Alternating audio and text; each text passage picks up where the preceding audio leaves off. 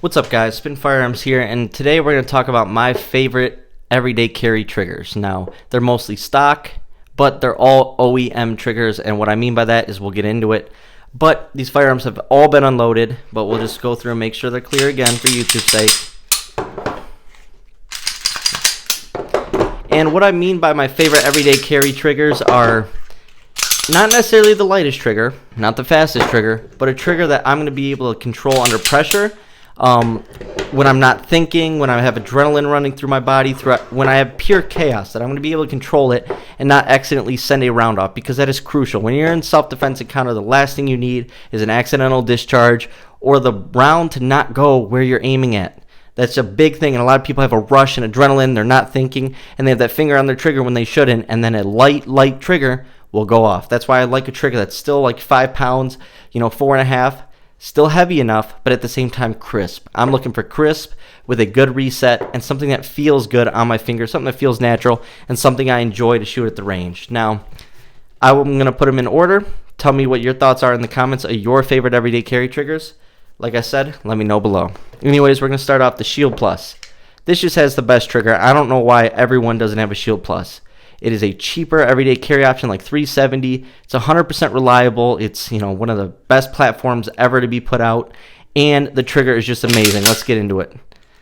The trigger just feels natural, and it just feels good. Reset. Very nice, very crisp. Just feels so good, and it doesn't move that firearm at all when you're shooting, so it's very, very accurate. Next up, I have to go with the Glock. This is my Glock 26 Gen 5, but this is the aftermarket performance trigger. It's still a Glock trigger, but you do have to buy it separately, but it just drops in. It uses a different system than regular Glock triggers, but look at the thing. It's a little thicker, a little bit more flat-faced, and it just feels so good. This is an awesome trigger. If you have a Gen 5, you should get one. So crisp. It's not even funny. Very clean. Nice little reset there. We'll do it again. Absolutely love this trigger. The firearm goes nowhere when you are pulling that trigger. It just feels natural. Very clean. Like I said, not too light, but just light enough. Number 3, I have to give it to my Canik MC9. I love this thing so far. It's been a great firearm. Ready? I mean, look at that. That's just beautiful. The reset is just so audible and tactile. You just feel it. You can hear it. Very short. Absolutely love this trigger. Great trigger. Number 4 is going to be my CZ P10S. Check this thing out. First of all, I love how small of a trigger it is, because if you live in a cold area, you can get gloved fingers through this, no issue.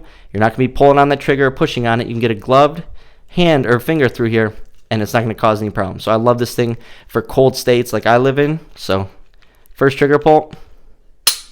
So crisp, so clean. Very short reset. Let's check that out again. Very nice. Feels good in the hand. Last but not least, I know you guys probably are going to be like, oh, I thought he doesn't like SIG. I don't.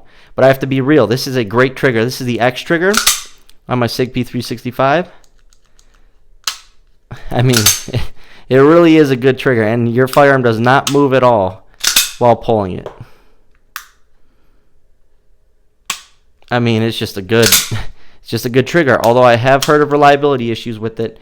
And lasting a certain round count. But to be honest, it is a great everyday carry trigger. I can't hate on it. Those are my top 5. Let me know your top 5 down below.